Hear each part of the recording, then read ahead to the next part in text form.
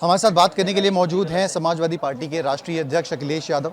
Akhilesh ji, CM योगी Japan में हैं, वहाँ से उन्होंने समाजवादी पार्टी पे कई हमले बोले हैं। उन्होंने कहा है कि हम सूर्य पुत्र हैं, इसलिए हमें सूरज पसंद है, इसलिए हम बिजली देते हैं। समाजवादी पार्टी के टाइम पे सब काम अंधेरे में होते थे, इसलिए उन्हें अंधेरा पसंद है। एआई के ज़माने में चलो कुछ तो जाना, कुछ तो पढ़ा, और अगर ये बात ये जानते हैं कि वो इस तरह की बात अगर कर रहे हैं तो पहले तो दूसरे देश में जाकर के आप किसी पॉलिटिकल पार्टी की बुराई नहीं कर सकते हैं। ये भारतीय जनता पार्टी का स्टैंड रहा है और मैंने कई बार सुना है उन्हें, और कई मौक़ों पर जब कांग्रेस पार्टी के नेता दूसरी जगह जाते थे, जब इंटरनल पॉलिटिक्स के बारे में कहते थे, तो सबसे बड़ा आरोप बीजेपी ये लगाती थी कि इंटरनल पॉलिटिक्स के बारे में आप दूसरे देश में नहीं बात कर सकते हैं।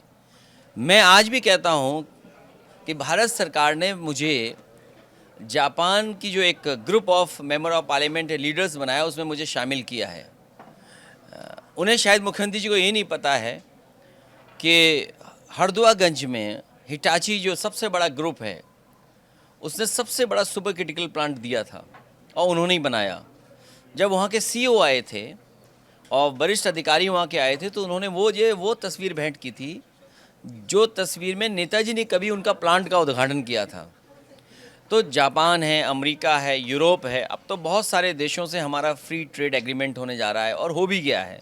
टैरिफ के बाद जो हमारा झुकाव अमेरिका की तरफ बढ़ा है वो भी है। लेकिन सवाल केवल इतना ही है कि दुनिया के दूसरे देशों में जाकर के किसी भी पॉलिटिकल पार्टी का विरोध नहीं करना चाहिए।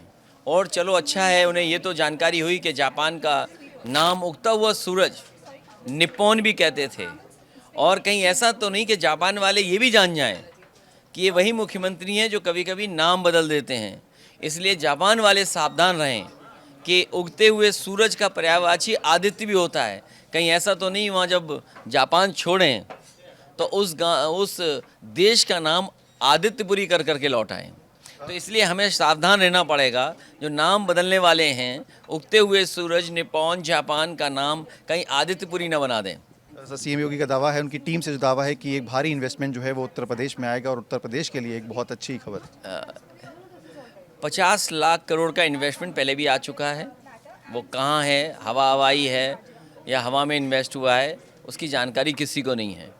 कानपुर जैसा इंडस्ट्रियल टाउन, जिसमें अगर हम एग्जिस्टिंग इंडस्ट्री को ही सपोर्ट कर देते, एमएसएमई को सपोर्ट कर देते, तो शायद उससे ज़्यादा हमें सरकार को अर्थव्यवस्था में लाभ पहुंच जाता है। लेकिन क्योंकि उन्हें ये दिखाना है आखिरी समय पर, अपने आप को ब्रांड करना है, ब्रांडिंग करनी है कि हम जापान जा सकते हैं। ये सवाल ये नहीं है, कंपटीशन हम लोगों से नहीं है। ये लगता है बीजेपी में अंदर ही अंदर कंपटीशन चल रहा है कि अगर आप जापान गए तो हम भी जापान जाएंगे, आप विदेश से निवेश ला रहे हो तो हम भी विदेश से निवेश लाएंगे, चाहे ज़मीन पर आए या ना आए। इसलिए दूसरे देश में जाकर के इन बातों का करने का कोई मतलब नहीं है। इन्वेस्टमेंट आए, अच्छी बात है, कानपुर खुशहाल हो, अच्छी बात है, लेकिन लोगों ने ट्रैक रिकॉर्ड देखा है उनका रिकॉर्ड 0/0 वाला है। सर, स्वामी अविमुक्तेश्वरन को लेकर कंट्रोवर्सी हो रही है, एनएचआरसी में कंप्लेंट फाइल करी गई है। तमाम अब फैक्ट सामने आ रहे हैं कि जिसने कंप्लेंट करी थी वो भी कहीं ना कहीं हिस्ट्री शीटर रहा है। आप कैसे देखते हैं इस पूरी कंट्रोवर्सी? शंकराचार्य जी हमारे पूजनीय हैं, उनका सम्मान सबको करना चाहिए। पॉलिटिकल पार्टीज़ को झूठा फंसाते फंसाते अब ये शंकराचार्य जी को भी फंसा रहे हैं। और ये जो कह रहे थे उनके डिप्टी सीएम महापाप पड़ेगा, मुझे लगता है महापाप उन्हीं पे पड़ने जा रहा है, भारतीय जनता पार्टी के लोगों पर।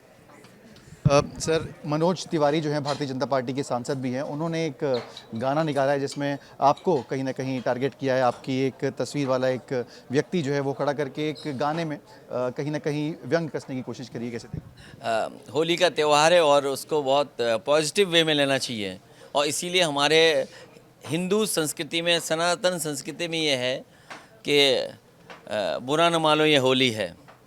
तो अभी तो होली शुरुआत हुई है, होली उधर से खेली गई है, और हमें तो अच्छा लगा कि भाई उनके अभी कुछ समाजवादी करैक्टर उनके अंदर है, तो इसलिए हमें भी उस गाने में शामिल कर दिया है। शुरुआत हुई है, अभी समाजवादियों का भी कुछ रंग और गाना आएगा, तो उस पर बुरा न माने वो लोग। सर, जो साक्षी महाराज है भारतीय जनता पार्टी के एमपी, उन्होंने स्टेटमेंट दिया है कि एससी ओबीसी ने स्वर्ण का विरोध किया तो नहीं बनेंगे एमपी। कैसे देखते हैं स्टेटमेंट? हाँ, पहले तो उन्हें इस्तीफ़ा दे देना चाहिए अपने दल से छोड़ करके आना चाहिए, तब इस बात पे उन्हें बात करनी चाहिए। एक आखिरी सवाल, प्रधानमंत्री मोदी भी इसराइल पे विजिट पे हैं, क्या कहेंगे तमाम जो डेवलपमेंट जैसी आ रही हैं? बीजेपी में कई प्रधानमंत्री पद के दावेदार हो गए हैं। अब ये बीजेपी के लोग अपने आप तय करें कि कौन प्रधानमंत्री होगा भविष्य का।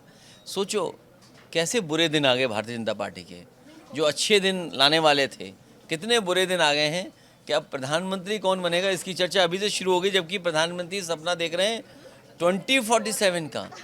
मुझे लगता है ये बीजेपी वाले ऐसी टंगड़ी लगाएंगे कि कोई 2047 तक नहीं पहुंचेगा। बहुत बहुत धन्यवाद हमसे बात करने के लिए। थे समाजवादी पार्टी के राष्ट्रीय अध्यक्ष अखिलेश यादव, जिन्होंने मुख्यमंत्री योगी आदित्यनाथ पर व्यंग कसा है, और साथ ही साथ मनोज तिवारी के जो स्टेटमेंट है, जो वीडियो आया है जिसमें उन्होंने अखिलेश यादव जी पर व्यंग कसा है, उस पर उनका कहना है कि बुरा ना मानो होली है, होली में सब माफ़ है, सब चलता है। वीडियो जर्नलिस्ट शुभम शुक्ला के साथ सिमर चावला, कानपुर आज तक।